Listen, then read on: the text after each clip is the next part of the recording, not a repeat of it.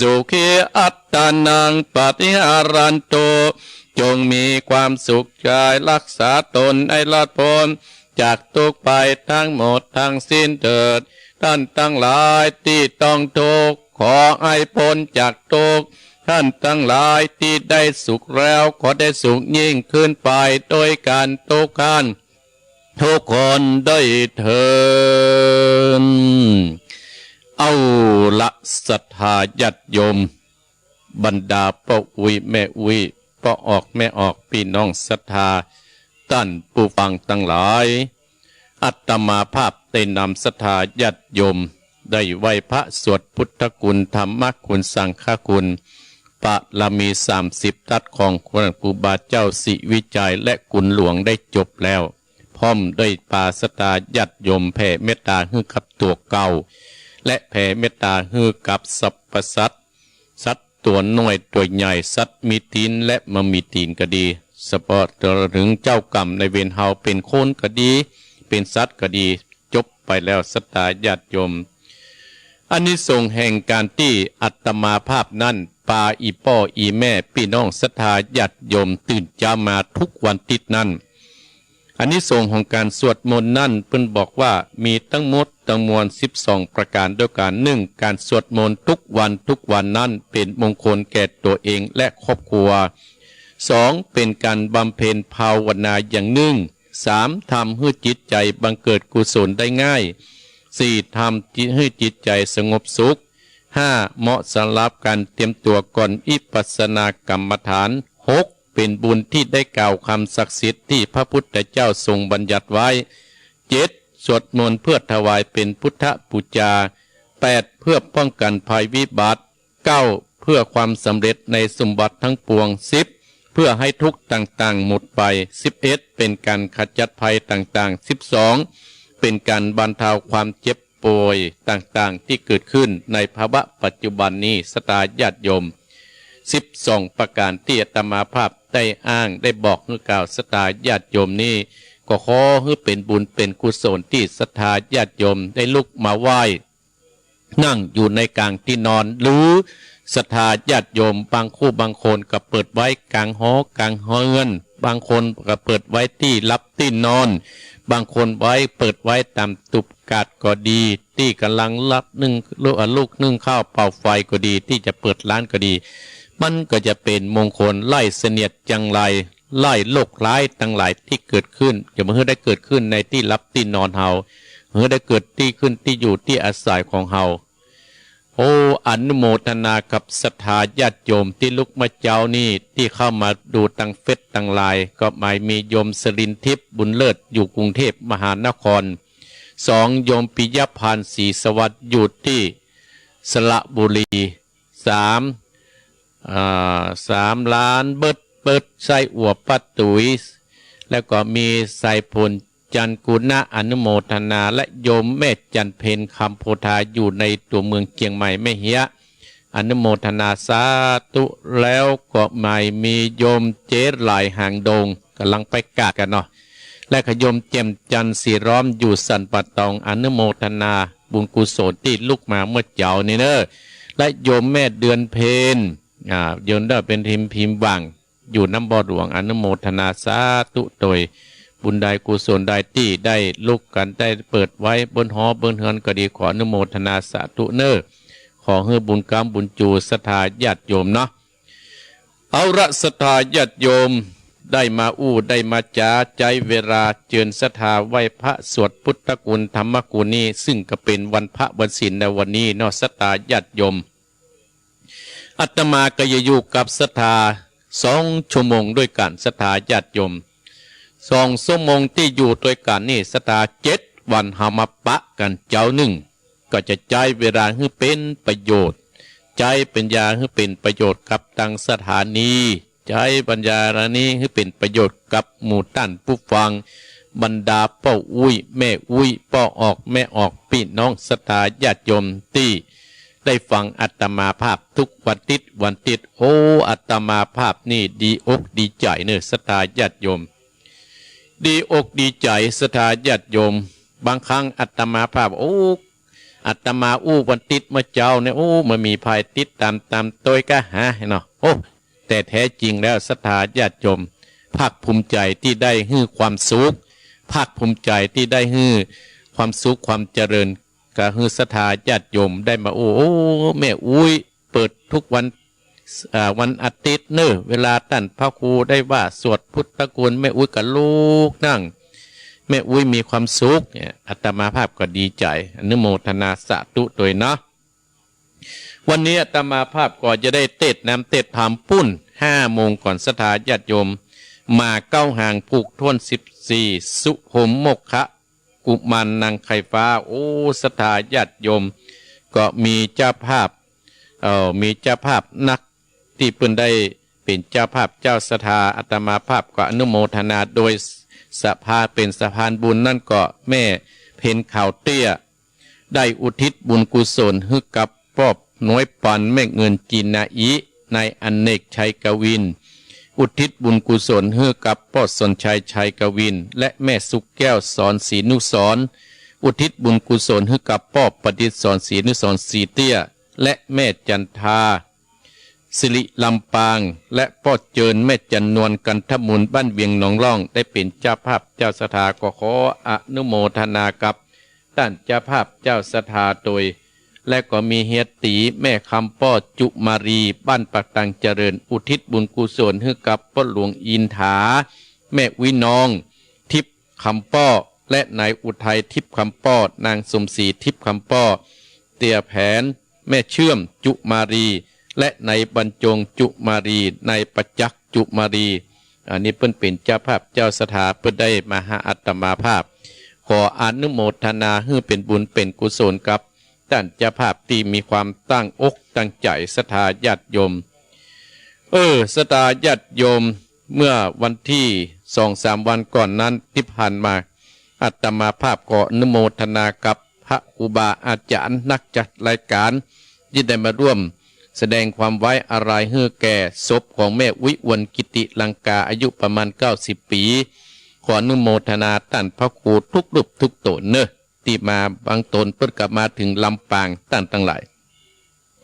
อันนี้ก็มันเป็นบุญเป็นกุศลที่สมัยเมื่อแม่วิวรกิติลังกานี่มีชีวิตเพิ่นบ่ย่อท้อในการทำบุญบ่ย่อท้อในการไปสร้างบุญสร้างกุศลกับครูบาอาจารย์อาตมาภาพก็ยังนึกกึดตึงหานะศรัทธาญาติโยมเวลาอาตมาภาพเปิดสายนะโดยหล่อนี่พระอุ้ยอวนนี่นะเพื่อจะโทรมาละต่อไปนี่ไผจะโทรมาเนาะ ใครจะโทรมาโอ้โหนะเพิ่นก็โทรมาให้กำลังใจฟังอยู่เนอะแม่อุ้ยลูกเจ้านะวันนี้ท่านพระครูจะไปไหนเพื่อจะถามท่านทั้งหลายนึกถึงบรรยากาศที่แม่อุ้ยอวนเนี่ยเพิ่นไปงานที่ม่อนสีพระเจ้าสีสองเมืองที่ปะแม่เจียงไฮ้พุ่นนะโดยนางแก้วนะศรัทธาญาติโยมก็ใจความพยายามใจมานะใจวิริยะขันติตั้งใจไปทำบุญแม้นว่าขึ้นบนดอยมาคันนั่งตีนดอยหันอาตมาไปปะใส่ก็อันนี้ก็เป็นบุญเป็นกุศลกับตัวต้านติดตัวต้านไปเพิ่นบอกว่าทำไว้นักจากหายอย่างท่านไปเสาะเบี้ยเสาะเงินเสาะทองก็ตายไปแล้วก็จะเป็นคนอื่นนี้เพิ่นไปสร้างบุญสร้างกุศลเพิ่นเป็นการยอดท้อขออนุโมทนาสาธุโดยวันนี้เพิ่นก็จะเผาศพและศรัทธาญาติโยมวันนี้วันที่19เนี่ยเพิ่นจะเผาศพและตอนบ่ายนี่นะอาตมาภาพก็จะได้ไปร่วมงานในการศาปนกิจศพของแม่วิวรกิติลังกาอาตมาภาพก็ในนามลูกหลานก็ขอขอบพระคุณญาติกาพี่น้องครูบาอาจารย์ทุกรูปทุกตนที่มาร่วมในวันนั้นเนาะขอให้เป็นบุญเป็นกุศลศรัทธาญาติโยมบรรดาพ่ออุ้ยแม่อุ้ยพ่อออกแม่ออกที่เฮาได้ไปร่วมกันเนี่ยโดยอิทธิบาท4นะทุกคนที่ไปอยู่ร่วมกันนั่นนะมีอิทธิบาท4มามีอิทธิบาท4ที่นำตัวเฮาไปอิทธิบาท4นี่เป็นหลักธรรมคำสั่งสอนขององค์สมเด็จพระสัมมาสัมพุทธเจ้าเป็นหลักธรรมนำคือความสำเร็จอิทธิบาท4นี่นะคนใดมีหลักธรรมเนี่ยที่ว่าอิทธิบาท4นี่นะก็จะเป็นหลักธรรมนำความสู่ความสำเร็จเฮาจะเนี่ยอันยังก็ตามเฮาจะทำอันยังก็ตาม อย่างศรัทธาญาติโยมบรรดาป้าอุ้ยแม่อุ้ยป้าออกแม่ออกพี่น้องศรัทธาญาติโยมเนี่ยการปลูกป่าแต่งเต้าหรือว่าใส่สารนมใหญ่ถ้ามันมีอิทธิบาทสี่นี่นะก็ประสำเร็จเพราะฉะนั้นอิทธิบาทสี่คือลักธรรมนำไปสู่ความสำเร็จให้แก่ชีวิตและครอบครัวมีอันอย่างพ่องศรัทธาญาติโยมเพิ่นบอกมีสี่ข้อด้วยกัน1สันทะ2วิริยะจิตตะวิมังสา4ข้อสันทะวิริยะจิตตะวิมังสา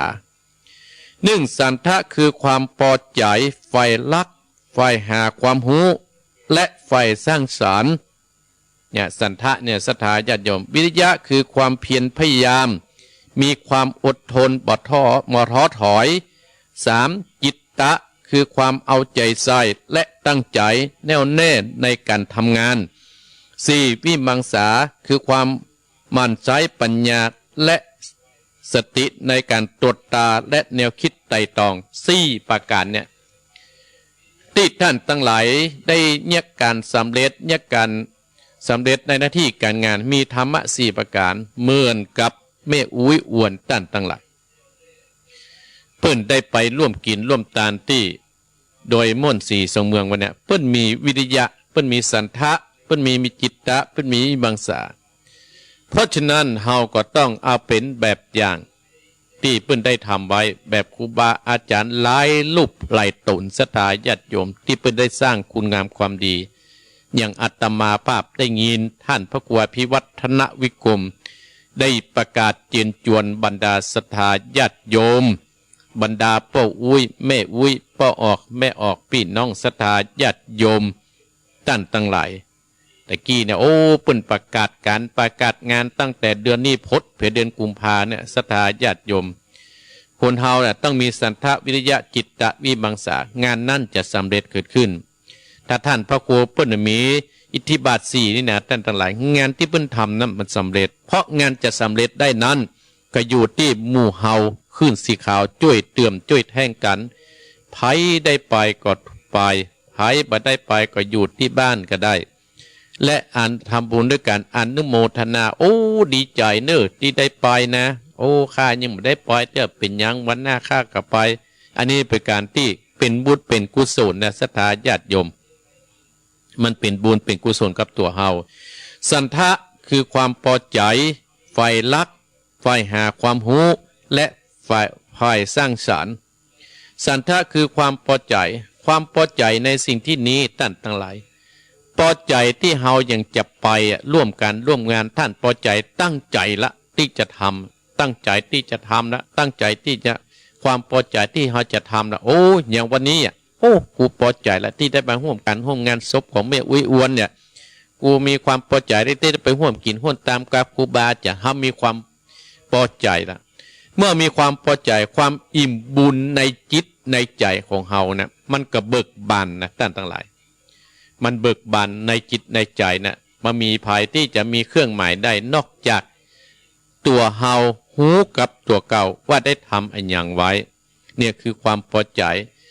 เฮาได้ทำอย่างแล้วเฮาเกิดความพอใจนะที่มันไปเบียดเบียนคนอื่นเนี่ยอย่างอาตมาภาพทำไปเบียดเบียนคนนั้นทำไปเบียดเบียนทางนี้มันก็จะเป็นบุญเป็นกุศลไฟรักไฟฮักไอ้อย่างท่านทั้งหลายฮักพระพุทธศาสนาของเฮาครูบาอาจารย์ไปกึดไปสร้างที่ไหนหมู่เฮาในฐานะเจ้าพุทธเฮาก็ไปช่วยเติมช่วยแท่งเฮามีปัจจัยเฮาก็ไปเติมแท่งด้านปัญญาเฮามีปัจจัยด้านปัญญาเฮาก็เอาเฮงไปช่วยท่านทั้งหลายเนี่ยว่าฝ่ายฮักในพระพุทธศาสนาเฮาแม้นว่าจะมีคนอื่นมาเปรียบเบียนเฮาก่อนนั้นช่วยกันทนุบำรุงศาสนาของเฮาเพื่อมันเจริญรุ่งเรืองต่อไปฮักในการทำบุญเนี่ยฝ่ายฮักในการทำบุญฝ่ายฮักในการที่เขาจะสร้างฝ่ายฮักที่เขาจะดำเนินการเป็นต้นฝ่ายหาความรู้ตั้งแต่ความรู้ของคุณเฮาเนี่ยท่านทั้งหลายบรรดาพ่ออุ้ยแม่อุ้ยพ่อออกแม่ออกพี่น้องศรัทธาญาติโยมความรู้เนี่ยมันมีแค่สิ้นสุดว่าประเด็นนี้มันมาใหม่ติดถ้าเข้ามาฝ่ายหาถ้ามาเสาะหานะท่านทั้งหลายมันก็บา สำเร็จเฮาเนี่ยการยังบ่สำเร็จเพราะฉะนั้นเฮาความรู้ที่เฮาเสาะมานั้นได้มาพัฒนาที่อยู่ที่อาศัยมาพัฒนาตัวเฮามาพัฒนาครอบครัวมาพัฒนาบ้านเมืองของเฮาเนี่ยไฟหูก็ยังตั้นทั้งหลายที่จะไปวันพุกวันฮือเนี่ยที่จะไปวันที่31เนี่ยตั้นทั้งหลายก็ไฟหาความหูไปพ่อครูบาอาจารย์ไปพ่อวัดอื่นไปพ่อบ้านอื่นแล้วเฮาก็มาพัฒนาวัดบ้านเฮามาวัดพัฒนาในครอบครัวของเฮาและฝ่ายสร้างสรรค์ ขอโทษเนี่ย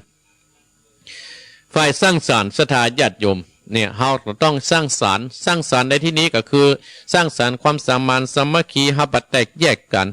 บัดเจ้าว่าฝ่ายเตเนี่ยมันดีเนี่ย ให้สร้างสรรค์ก็ช่วยทนุบำรุงช่วยกันตุ้มช่วยกันกำช่วยกันนี้ไปคนนั้นก็ดึงคนนี้ก็จักคนนั้นก็ยูขึ้นไปศรัทธาญาติโยมอาตมาภาพหันครูบาอาจารย์พุ่นไปเป่งที่ม่อนพระเจ้าสี่ทรงเมืองโอ้แต่ก่อนก็เป็นป่าเป็นดงตั้นตั้งหลายปัจจัยที่นั่งปัจจัยที่นี้โอ้ประเดี๋ยวนี้เนี่ยเพราะว่าไฟสร้างสรรค์ช่วยกันทนุบำรุงวัดวาอารามช่วยกันทนุบำรุงศาสนาของเฮาเบื่อให้มันดังพลอยไปแต่ตั้นตั้งหลายมันก็ธรรมดาก็มีคนดีป้องบดีป้องสุดกันไปแต่เฮาก็เลือกเอาเลือกใจเอาเลือกเพ้นเอาก็ใจปัญญาพิจารณาใจตาในพ่อเอาศรัทธาญาติโยมสองวิริยะคือความเพียรพยายามมีความอดทนบัดท้อถอยเฮาเนี่ยอันยังกระตามเฮาทำอันยังกระตามจะอยู่บ้านก็ตามจะอยู่ให้อยู่ส่วนก็ตามเฮาจะเป็นพ่อกาแม่กาก็ตามเฮาถ้ามันมีความเพียรพยายามเนี่ยศรัทธาญาติโยมบรรดาป้าอุ้ยแม่อุ้ยป้าออกแม่ออกตั้นตั้งหลายถ้าเฮามีความเพียรพยายามเนี่ยเฮามีความสุขเนี่ยแม้แต่ตั้นตั้งหลายเกิดมาแล้วได้ไปสร้างครอบครัวก็ถ้ามันมีความเพียรพยายามเนี่ยความสำเร็จเนี่ยบังเกิดขึ้นในครอบครัวของเฮาแน่นอน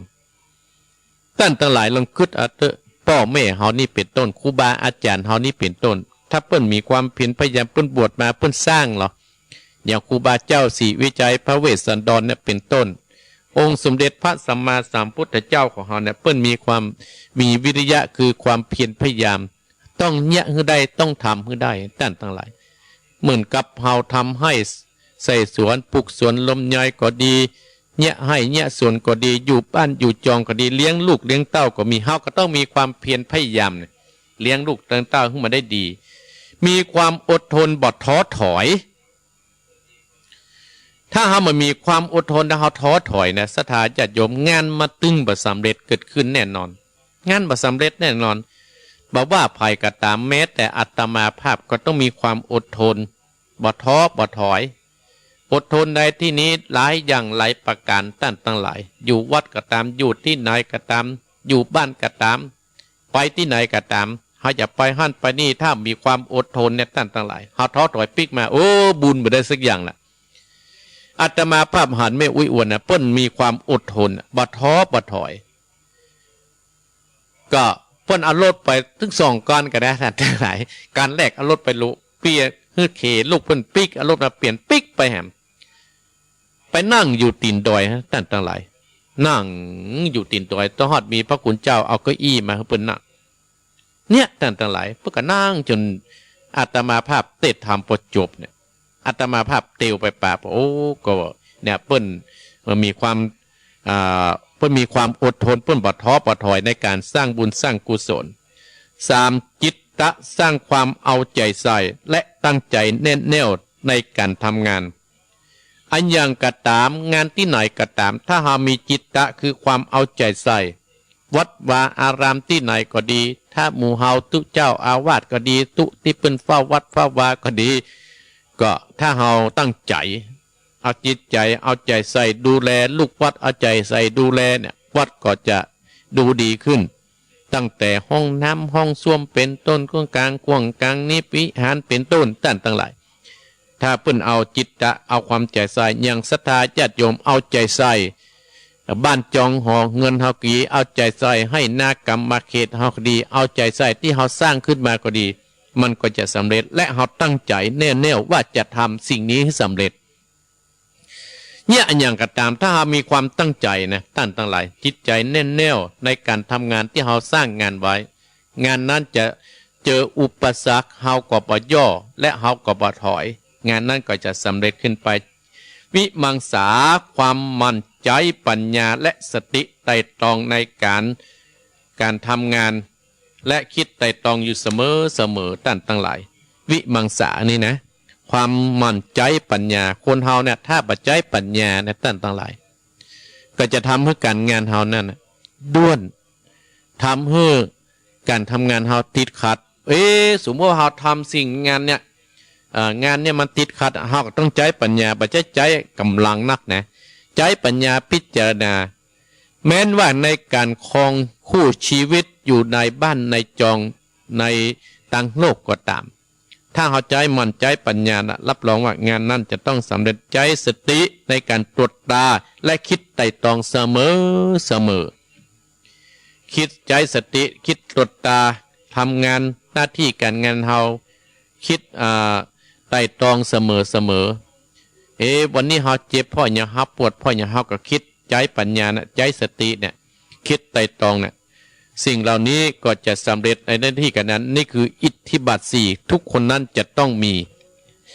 แม้แต่เป็นละอ่อนนักเรียนแม้จะเป็นละอ่อนนักศึกษาแม้จะเป็นบรรดาพวกอุยแม่อุยแม้แต่อาตมาภาพจะต้องมีอิทธิบาทสี่ลักธรรมนำความสู่ความสำเร็จในหน้าที่การงานของคนเฮามีอย่างคือ1สันทะคือความพอใจใฝ่ฮักใฝ่หาความรู้และใฝ่สร้างสรรค์2วิริยะคือความเพียรพยายามมีความอดทนบ่ท้อถอย3จิตตะคือความเอาใจใส่และตั้งใจแน่นแน่วในการทำงาน4วิมังสาความมั่นใจปัญญาและสติในการตรวจตาและคิดไต่ตรองเสมอมี4ประการเนี่ยโทนคนนั้นงานเฮาก็จะสำเร็จนะศรัทธาญาติโยมศรัทธาญาติโยมอยู่กับสถาบัน45 นาทีแล้วนะอาตมาภาพก็จะมีเล่านิทานแถมท้ายให้ศรัทธาญาติโยมนิทานนี้เรื่องนี้มันจะสอนว่าตรงกับข้อไหนที่อาตมาภาพได้นำเรื่องอิทธิบาท4มาเล่าให้ศรัทธาญาติโยมนิทานเรื่องนี้มีชื่อเรื่องว่าพญาไก่ป่า พญาไก่ป่าเนาะพญาไก่ป่านี้ครั้งพุทธกาลนานมาแล้วมีเรื่องเล่าว่าพระพุทธเจ้าเฮาเนี่ยได้ปาลกได้อู้ถึงพระภิกษุรูปหนึ่งคือต้องการจะศึกซะทางไหนเป็นอย่างมากพุทธเจ้าเฮาจึงเล่านิทานให้ฟังว่าครั้งหนึ่งมีพระโพธิสัตว์เจ้าเกิดมาเป็นพญาไก่ป่าและมีบริวาร100 ตัวกันมีบริวาร100 ตัวก่อนสถาญาติโยมและมีแมวตัวหนึ่งนี่ในธรรมเรื่องนี้นะและมีแมวตัวหนึ่งล่อเอาไก่ป่าบริวารของพญาโพธิสัตว์ไก่ป่านั้นเป็นอาหารอยู่เสมอเมื่อพญาไก่ป่าหูท่านอาจารย์จึงสั่งบริวารว่าเมื่อเข้าไปใกล้ที่อยู่ของแมวเนี่ยว่าท่านทั้งหลายอย่าไปเข้าใกล้ที่อยู่ของแมวเน้อผ่านไปหลายวันแมวก็มาหันว่าไก่ป่าตั้งหลายมาที่อยู่ตัวเองจึงย่องมาหาไก่ป่าเสียเองก้อยย่องมาหาไก่ป่าเสียเองและไปเจอกับพญาไก่ป่าซึ่งเป็นพระโพธิสัตว์พญาไก่ป่านั้นก็ใจอุบายเจอพญาไก่ป่าแมวนั้นก็ใจอุบายล่อลวงแต่พญาไก่ป่านั้นบลงโกนตั้นทั้งหลายพญาไก่ป่าเฮานั้นบลงโกนนางเมียผิดหวังจึงหนีไปและมาอีกเลยเนี่ยตั้นทั้งหลายแมวนั้นก็ใจอุบายล่อลวงต่างๆนานาแต่พญาไก่ป่าเฮานั้นบลงโกนและใจปัญญาและใจสติไต่ตรองว่าสุดท้ายแมวก็ผิดหวังจึงหนีไปและบ่มาอีกเลยเรื่องนี้ สอนเนื้อหาว่าผู้ที่มีปัญญาย่อมรู้เท่ากันและเหตุการณ์และรักษาตัวเก่าให้รอดพ้นจากศัตรูได้เนี่ยนิทานสั้นนี่นะสั้นตลาย เรื่องนี้สอนให้รู้ว่าผู้มีปัญญาย่อมรู้เท่าทันเหตุการณ์และรักษาตัวกล่าวให้รอดพ้นจากศัตรูได้เนี่ยที่ว่าพญาไก่ป่ามาเล่าให้ศรัทธาญาติโยมโอ้พอจะถึง5 โมงแล้วศรัทธาญาติโยมเนาะเอาละอาตมาภาพขอบพระคุณศรัทธาญาติโยมบรรดาพ่ออุ้ยแม่อุ้ยที่เข้ามาพอตังเฟซตังไลน์ก็หมายมีที่เพิ่มเติมก็หมายมีแม่นงรักพิทองจาอยู่บ้านเดายาวใต้สุกัญญาแก้สุยะแก้สุยะอนุโมทนาเนอโยมสุกัญญาแก้สุยะแม่นงรักอัมพรปัญญาน้อยและโยมพัฒนานพิจิตรไพศาลโยมแม่พัสดานอยู่ในตัวเมืองเจียงใหม่แล้วก็อันนี้อยู่ฟังอยู่เนอะโยมแม่พัฒนาแม่นงรักอนุโมทนาสาธุเด้อเนาะอนุโมทนากับศรัทธาญาติโยมเนาะโอ้อยู่กับศรัทธาญาติโยมแห่งกำตี5ก็จะได้ติดนำติดธรรมให้ศรัทธาญาติโยมก็อนุโมทนากับศรัทธาญาติโยมที่เป็นเจ้าภาพเจ้าศรัทธาการเทศในวันนี้เนอะก็มีก็ไม่มีศรัทธาญาติโยมแม่เพนข่าวเตี้ยและนายอเนกชัยกวินแม่สุขแซวกัน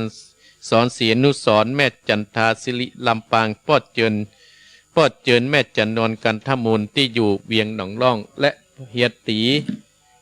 แม่คำปันจุมารีวัดบ้านปะตังเจริญอุทิศบุญกุศลให้กับพ่อหลวงอินถาแม่วินองทิพย์คำป้อ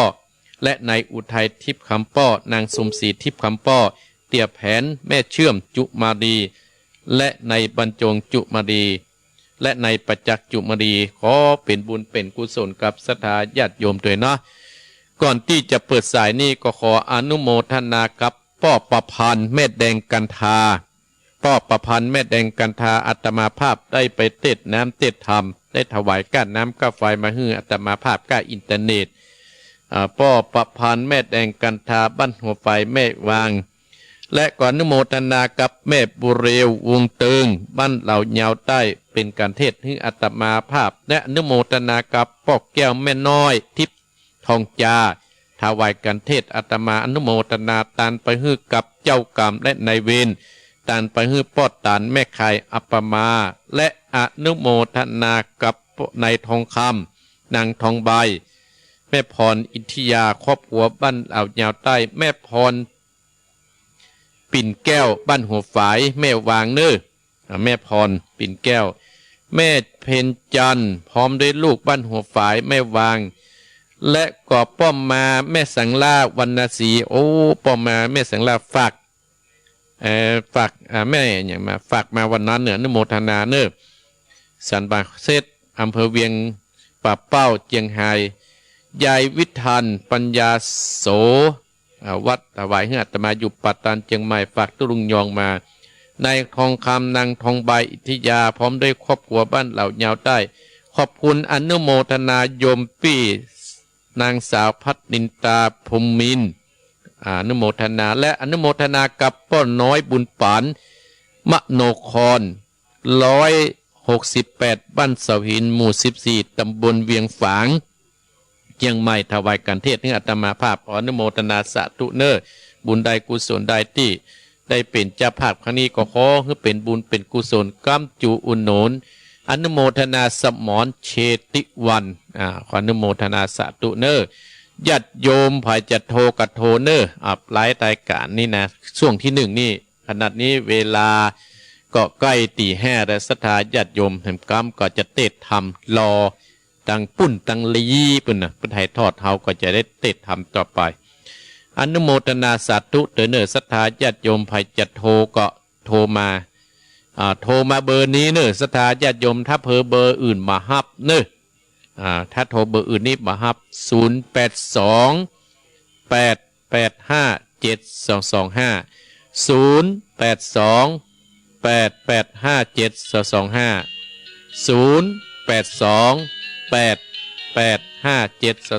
อ้อสายแรกศรัทธาญาติ336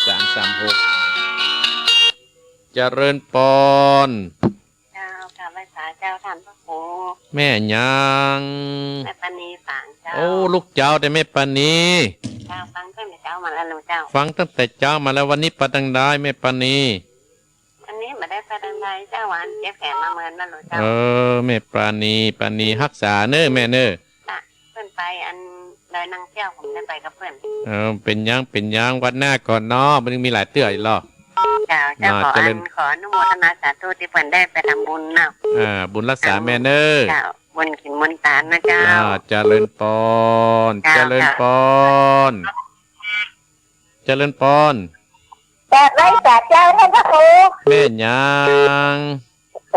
แม่สีทอนเจ้าแม่สีทอนชัยประการอีกระบอกอีกะชัยประการชัดเจนดีเนอะท่านพระครูวันนี้ได้ช่วยไหว้พระท่านพระครูยินดีเนอะคนน้อยนะแม่เนาะเจ้าเจริญปอนแม่สีทอนชัยประการเจริญปอนไหว้สาเจ้าท่านพระครูเจ้าแม่จันทิพย์เจ้า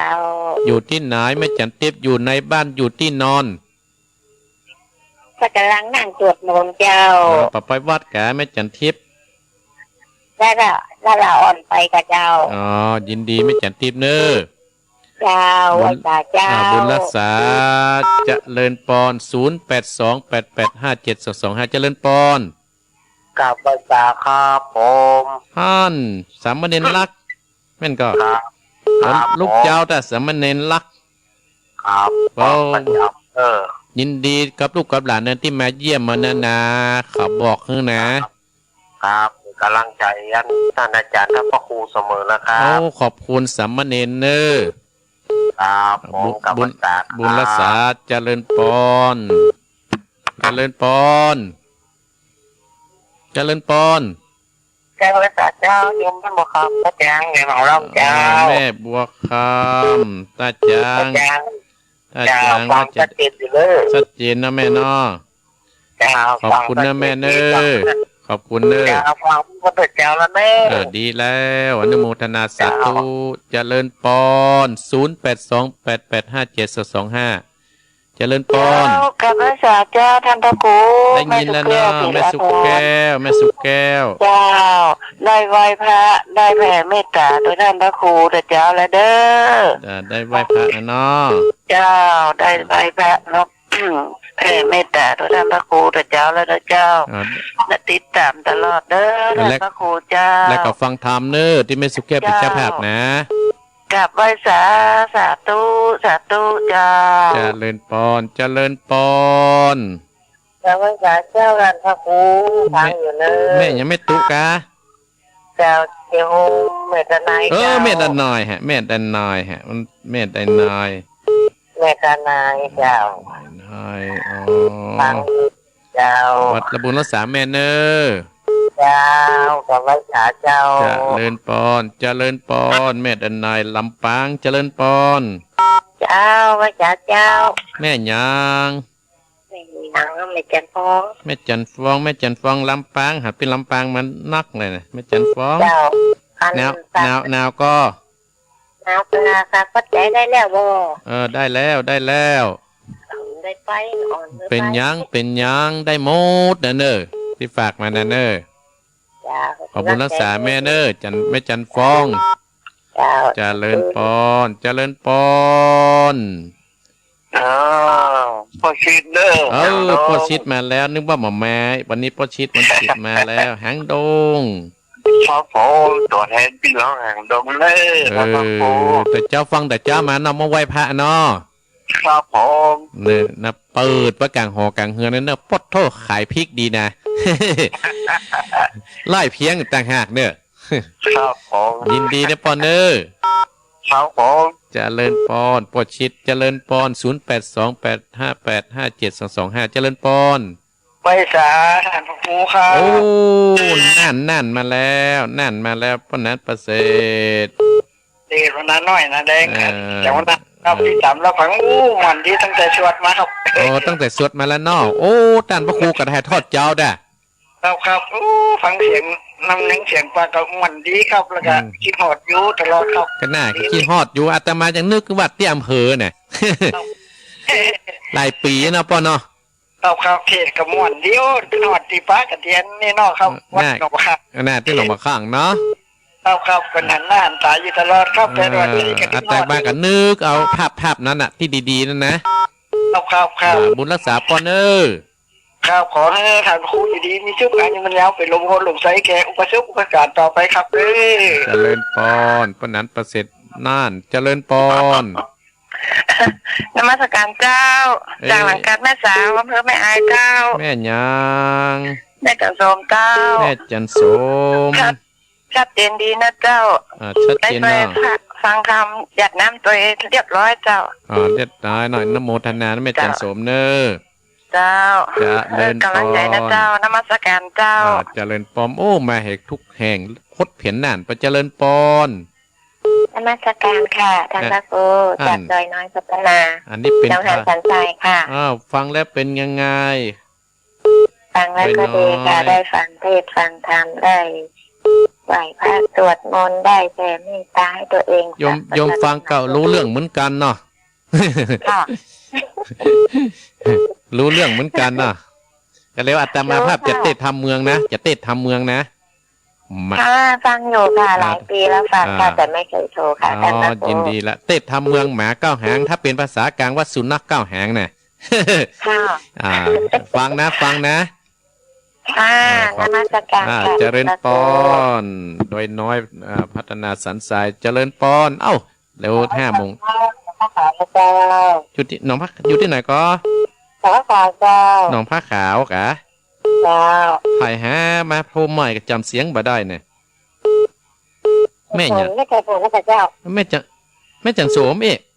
ไม่ใส่โทร โอ้แม่สายฝนเสียงวันนี้มันสีหนุ่มๆเนี่ยถ้าสายฝนยินดีเนอะ เดี๋ยวน้อยค่ะเจ้า ยินดีเนอะแม่เนอะแม่หลวงเนอะเจริญปอนเอามาอีกสายหนึ่งเจริญปอนนักแต่เจริญปอน สวัสดีจ้าท่านพระครู พาย แม่คำปานจุมาลี โอ้แม่คำปาน ตื่นเจ้าลงไปแล้วฟังท่านพระครู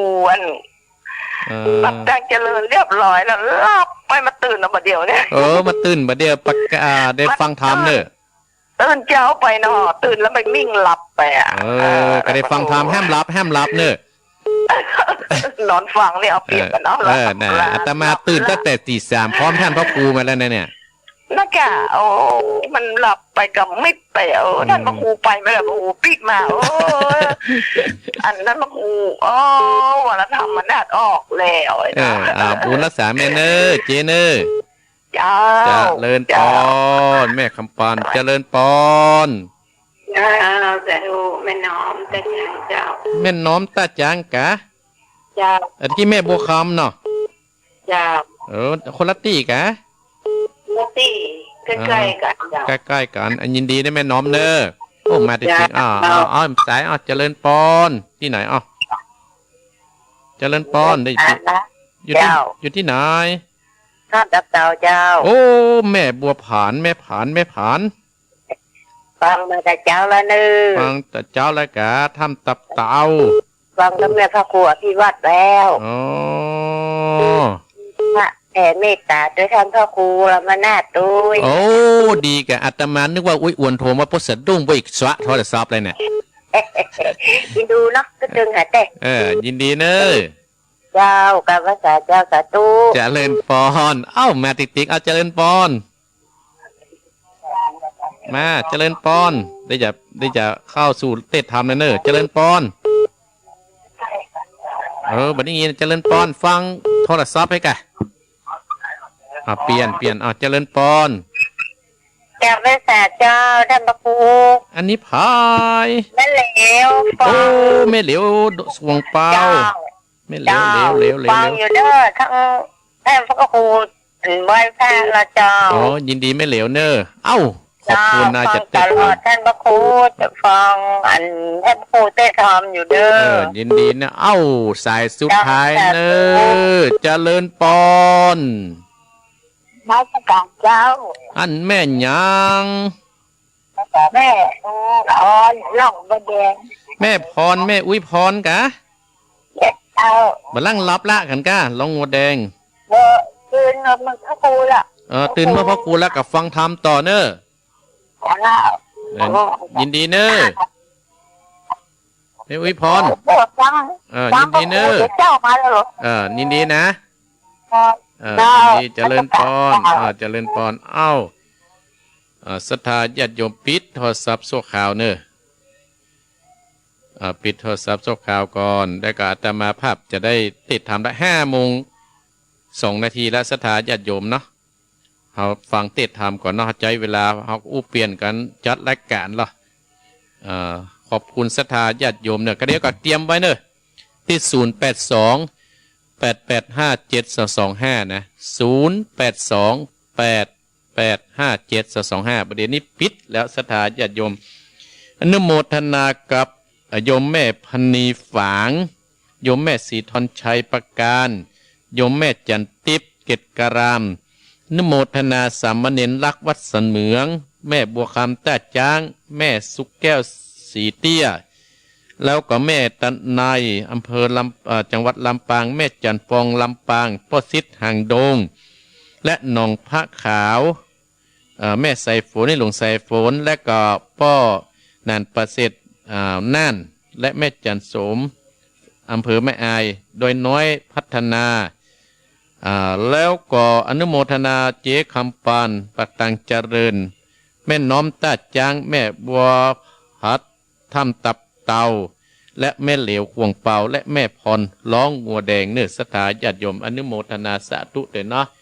เอาละสถาญาติโยมอาตมาภาพจะได้เต็ดน้ำเต็ดธรรมกันเน้อเต็ดน้ำเต็ดธรรมฮือกับสถาญาติโยมท่านเจ้าภาพทุกท่านทุกคนโดยที่ได้เป็นเจ้าภาพเจ้าศรัทธาก็อนุโมทนากับศรัทธาญาติโยมเจ้าของสถานีที่จะฮับตั้งแต่เวลา5:00 ถึง 7:00 ก็อนุโมทนากับสถานีวิทยุบ้านทุ่งเรดิโอ 89.50 อำเภอสันปะตองอนุโมทนากับสถานีวิทยุขึ้นธรรมะของชุมชนไว้ห้วยตองซัก 98.75 อำเภอจอมตองเจียงใหม่อนุโมทนากับสถานีวิทยุเวียงป่าเป้าเรดิโอ 90.00 อำเภอเวียงป่าเป้าจังหวัดเชียงรายและอนุโมทนากับสถานีวิทยุคณะสงฆ์อำเภอฝางวัดพระบาทอุดม 100.25 อำเภอฝางจังหวัดเชียงใหม่และอนุโมทนาสถานีวิทยุมวลเสียงธรรมวัดบุพารามอำเภอแม่แจ่มจังหวัดเชียงใหม่ 106.25 อนุโมทนากับสถานีวิทยุชุมชนโคนเมืองลี้อำเภอลี้จังหวัดลำปูน 103.75 อนุโมทนากับสถานีวิทยุมวลเสียงธรรมจากวัดจาน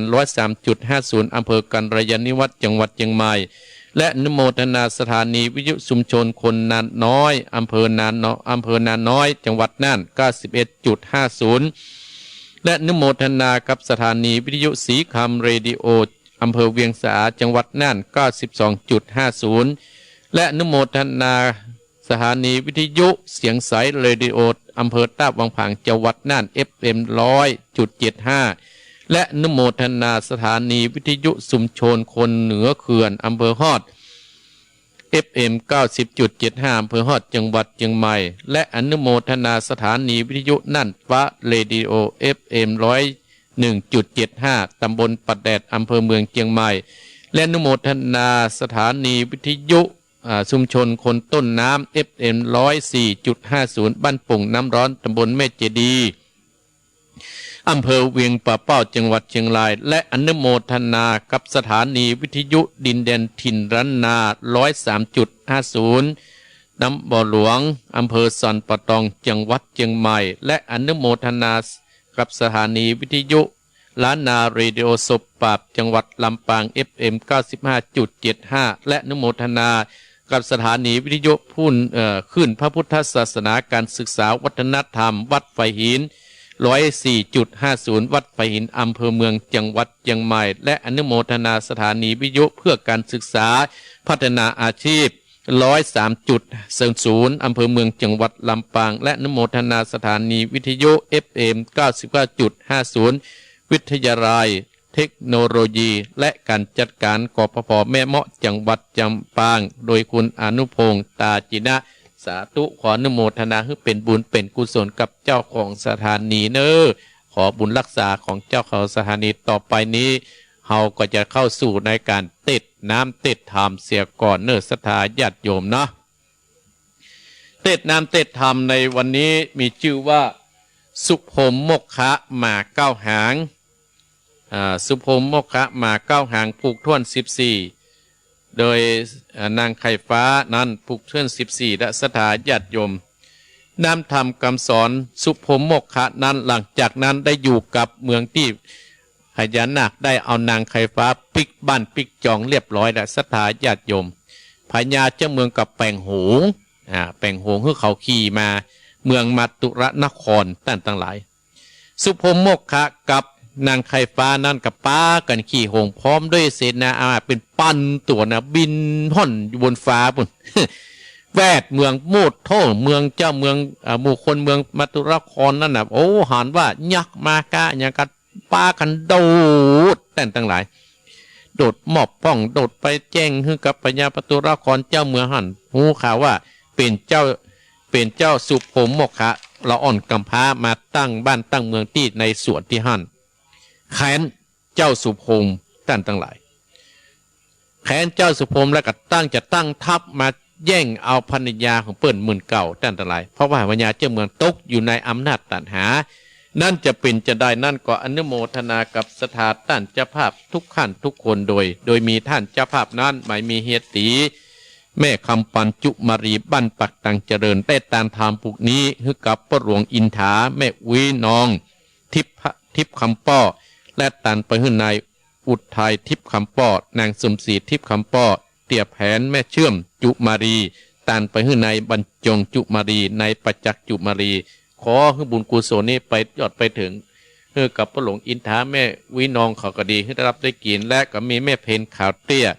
อุทิศบุญกุศลให้กับป้อนน้อยปันแม่เงินจิตนาอิในอเนกชัยกวินอุทิศบุญกุศลให้กับพ่อสนชัยกวินแม่สุกแก้วแม่สุกแก้วศรีนุสรอุทิศบุญกุศลให้พ่อปฏิศรีนุสรสีเตี้ยและแม่จันทาสิริลำปางพ่อเจิญแม่จันนนกันทมุนบ้านเวียงหนองล่องขออนุโมทนาต่อไปนี่กระเจิญบรรดาสตาญาติโยมตั้งอกตั้งใจสดับรับฟังธรรมที่ว่ามาเก้าหางปลูกท่วน10 เซสุภมมกขะนางไข่ฟ้าเป็นระดับต่อไปเอาละเน้อตั้งอกตั้งใจพนมมือณบัดนี้ท่านเจ้าภาพเน้อตลอดถึงปัจจัยเจ้าภาพก็ดีเน้อนะโมตัสสะภะคะวะโตอะระหะโตสัมมาสัมพุทธัสสะโพธิสัตโตปันนาสติปฏิอันตโนตัตนาโตติตวาสัตตโวตุดาสัมโพธิสัตทั้งหลายจนนาปากันภาพฟังตามตังสตานิวิตโยขึ้นสีขาว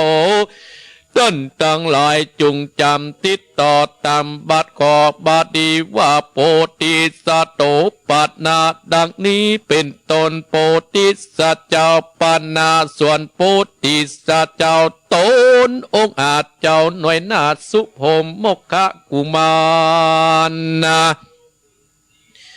กันปาลีปนเอาอ่านอามาตตั้งไปราษฎรยิงใจกี่องค์ยนไหลมากเต่าเตียงเต่าเดือดการอดเดือนหนาวบินไปปันไปมาบนอากาศเบกหาปัจจาราษฎรนะเดินดินไปแขวสะสอนโกละอ่อนเกิดกองในห้องตานีเจ้าบุรีมาตุราชผู้เอาหาดใจไปเศษนะในน้อยใหญ่ตั้งไปต้อยยิงใจกวดไตมุบหมู่เล่นปลาหมู่ไปมายามนั้นดังตะถาในกัดดันนันใจหนอปฏิไว้บุญปันกอดจากหงโยนอ่านไหวนาไปสู่ป่าตรงนาแล้วเอินหลงอยู่ไกลที่ให้เติมตนก็มีหันแหลดนาตัสมิงในขนาดนอนนา คุณเก่าตั้งตาตั้งลิปนไตจุไก่สัพปาสิสาติจะอาจองค์อ่านจบสลัดเหลือก่อนลิปนบอดจาพร้อมเตือนนาต้วยการลิปนแต่งจางยังบ้านใหญ่ต้วยหลวงไหลตั้งยังใหญ่เป็นตอยนับอันเป็นลอยดีเลย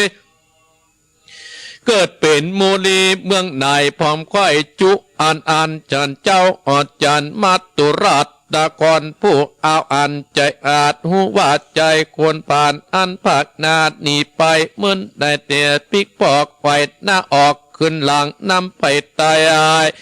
ที่ประมนมาด้วยอุ่นอากาศด้วยองค์ยนต์นาดำมาปกอามย่ำหัวใจกาจุไอเวียงใจดังหอคำในปราสาทใต้บาดตินมันปากันสะดงสะเต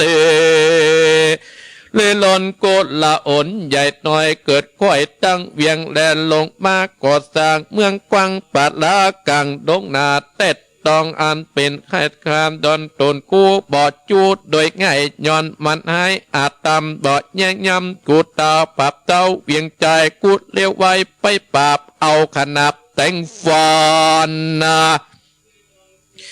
ยับเอามันมากาหือหันตอดหน้ากองกาเต้าปาดามาตุรัตนากรชุดไปกอดดิคลีปนตั้งหลายมวลหมู่มาพร้อมนาอยู่เรียบปานแล้วก็วางพกปานคุณเต้าอันตั้งตนยกลีปนหมักเต้า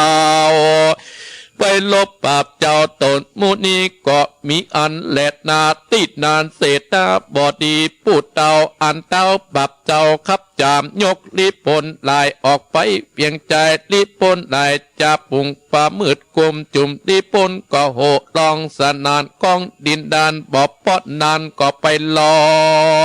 ดที่โยตันโปติสัจเจ้าจอดอาศัยยกลิปนหมายก็จอดลอลาตินันนางเทวะกัญญาไก่ปาลงลิปนอาจกาดลงได้จอดจันอยู่ไกลก็อุกาดแล้ววานจึงสั่งใจไปหอดถึงสามยอดนางงามนะฮิดาไก่ตานังจันตากุติลานอลูกพญาหมดงามใหญ่ปูตอนนีบัวบอนนาตันเตาปนาตาจันตะปาการัตินาหลอบเบานางลูกพญายักพงไปนางกิ่งไปยอดซอยงามจื่นจอยจันตากิติการัติดากงามอาจเองพญานาคลาดบุญมีขอสามสีอย่าจะรีบไปนา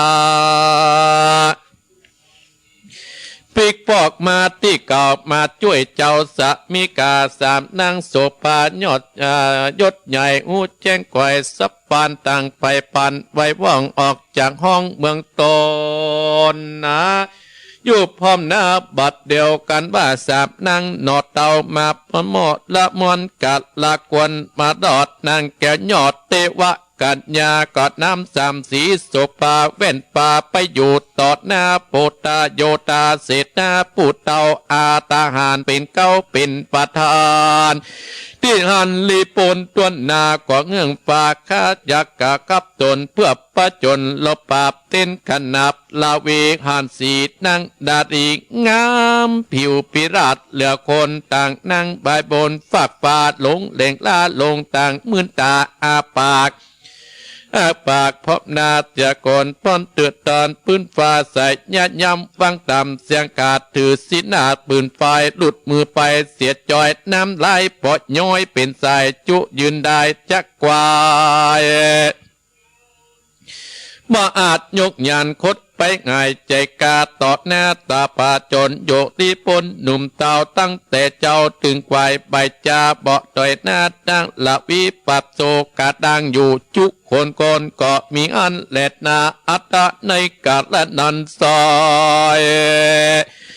ดาวลาดไตมาตุราชนาครโยตามวลมากออกจากเวียงใจเพื่อไปลบปราบเกณฑ์ขนับแต่งไปนอกขุนทำหนุ่มนาวตั้งแต่เจ้าปอควายถึงย้ำควายใบจาก็ยังปะหูและดีคือบ่มีสะโกนปิกปอกมา ลงการมาไกลการปันจีแจ้งทีตามลายยินสงสัยแต่สายอามาใหญ่ปืนตั้งลายยิงกลางลงไปเตือนตองบัดสนานกองถึงเวียงบ่ได้ยินเสียงแต่เล่าตั้งแต่เจ้ายำปอยเจ้าอ่อใจเฮาอาจจึงบอกฮืออามาตต่างๆว่ามึงอย่ารอนาเนื่นจาขี่มาไปเว่ยๆฮือไปหันได้หูข่าวสู้กันสันได้หรือข่าวไปลีซ่อนอยู่กลางบอนดงพายหรือว่าข่าวมอดเล็ดนามวยมังบอดเหลือข้างคนใดมึงจุงไปเล็งพอแจ้งต่อใส่ตาและกอบมาปิกปอกหอยหน้าออกขึ้นมาไข่คิดยากับฮือกูหูบัดเดอามาดก็แล้ว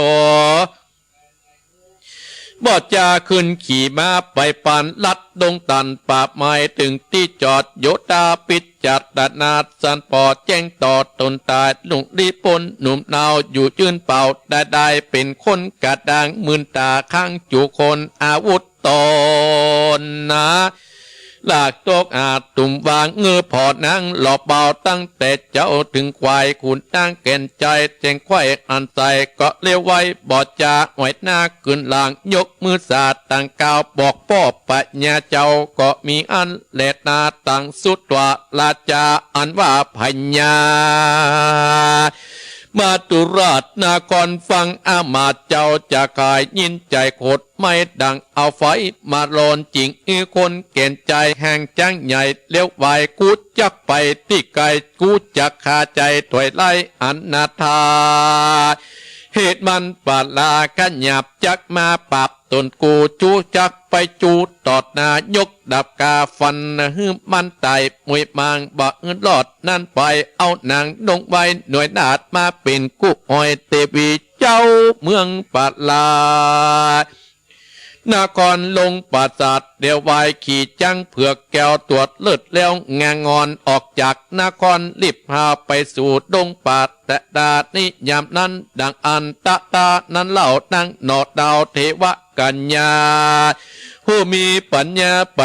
เต้ายอดบุดีใจบอดีกฎหมายจักมาคายนอกกุนตามจริงไก่ปันบอกเล่าแก่นางนอดดาวจันตะกติการัตตินาโนเนาแห่งปัญญานาคใหญ่แตนไกวัดนา